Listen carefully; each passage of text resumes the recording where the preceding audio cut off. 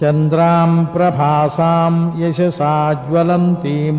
श्रियं लोके देवजुष्टामुदारां तां पद्मिनीमीं शरणमहं प्रपद्ये लक्ष्मीर्मे नश्यतां त्वां वृणे आदित्यवर्णे तपसोऽधिजातो वनस्पतिस्तव वृक्षोऽथ बिल्वः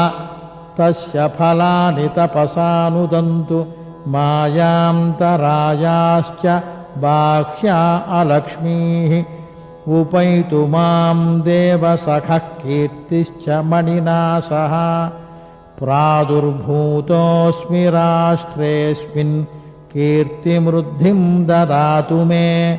क्षुत्पिपासामलां ज्येष्ठामलक्ष्मीर्नाशयाम्यहम् अभूतिमसमृद्धिं च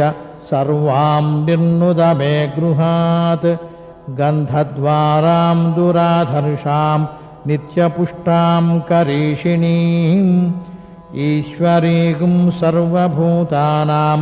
त्वामिहोपह्वये श्रियम्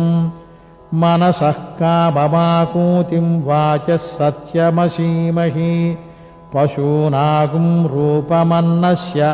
मयि श्रीश्रयतां यशः कर्दमेन प्रजा भूता मयि सम्भव कर्दमा श्रियं वासय मे कुले मातरं पद्ममालिनीम् आपसृजन्तु स्निग्धानि चिक्लीतवसमे गृहे निजदेवीं मातरगुश्रियं वासय मे कुले आर्द्रां पुष्करिणीं पुष्टिं सुवर्णां हेममालिनीं सूर्यां हिरण्मयीं लक्ष्मीं जातवेदो महावः आर्द्रां यःकरिणीं यष्टिं पिङ्गलां पद्ममालिनीं चन्द्रां हिरण्मयीं लक्ष्मीं जातवेदो महावः तां महावः जातवेदो लक्ष्मीमनपगामिनीं यस्यां हिरण्यं प्रभूतं गावो दास्योऽश्वान् विन्देयं पुरुषानहम् यः शुचिः प्रयतो भूत्वा जुहुयादाद्यमन्वहम् श्रियः पञ्चदशर्चं च श्रीकामः सततं जपेत् आनन्दः कर्दमश्चैव चिक्लीत इति विश्रुताः ऋषयस्ते त्रयः प्रोक्ता स्वयं श्रीरेव देवता पद्मासने पद्मभूरु पद्माक्षी पद्मसम्भवे त्वं मां भजस्व पद्माक्षी येन सौख्यं लभाम्यहम् अश्वदायी च गोदायी धनदायी महाधने धनं मे जुषतां देवी सर्वकामार्थसिद्धये पुत्रपौत्रधनं धान्यं हस्तश्वाया विगोरधं प्रजानां भवसि माता आयुष्मन्तं करोतु मां चन्द्राभां लक्ष्मीमीशानां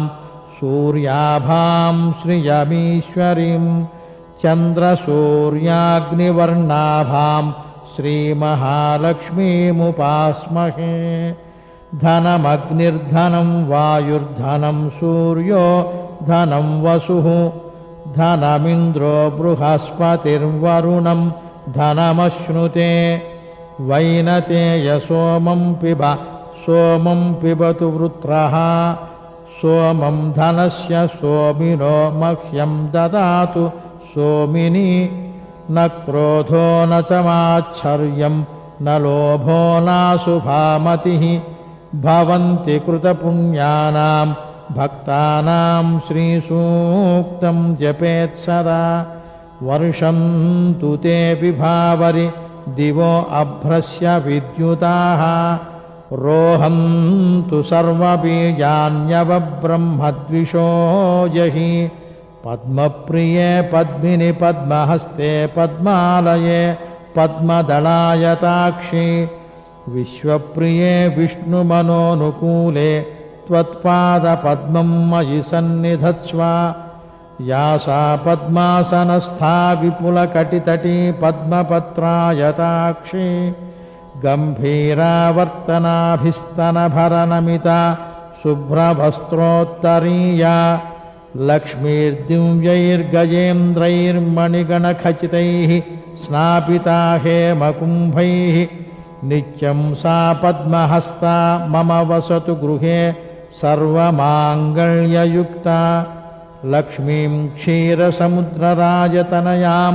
श्रीरङ्गधामेश्वरीं दासीभूतसमस्तदेववनितां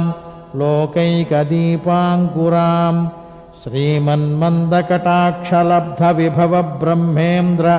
गङ्गाधरां त्वां त्रैलोक्यकुटुम्बिनीं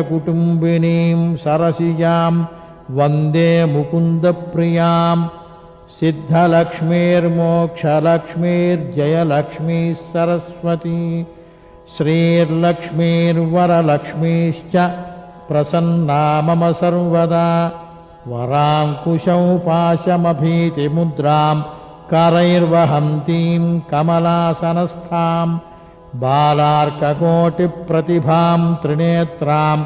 भजेऽहमम्बां जगदीश्वरीं तां सर्वमङ्गलमाङ्गल्ये शिवे सर्वार्धसाधिके शरण्ये त्र्यम्बिके देवि नारायणि नमोऽस्तुते ॐ महादेव्यै च विद्महे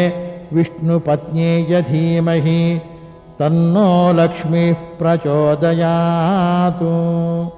ॐ शान्ति शान्ति शान्तिः